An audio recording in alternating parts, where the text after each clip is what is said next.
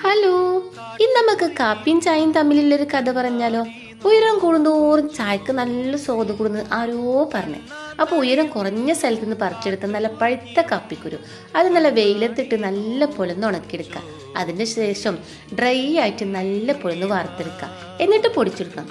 ആ പൊടിച്ചെടുത്ത കാപ്പിക്കാണ് അടിപൊളി ടേസ്റ്റ് ഉണ്ടാവുക. അപ്പോൾ ആ പൊടി വെച്ചിട്ട് നമുക്കൊരു അടിപൊളി മസാല കാപ്പി ഉണ്ടാക്കിയാലോ? ആവശ്യത്തിനനുസരിച്ച് പാലൊഴിക്കുക. പാലിൽ വെള്ളം കൂടാതെ നോക്കണം കേട്ടോ. പിന്നെ ചെറിയ കഷ്ണം പട്ട, ഒരു ഏലക്കായ്, ഒരു ഗ്രാമ്പു, പിന്നെ കുറച്ച് തുളസിയില. ഇവിടെ ഒന്ന് പതച്ച് വരുന്ന സമയത്ത് നമുക്ക് കാപ്പിപ്പൊടി ചേർത്ത് കൊടുക്കുക.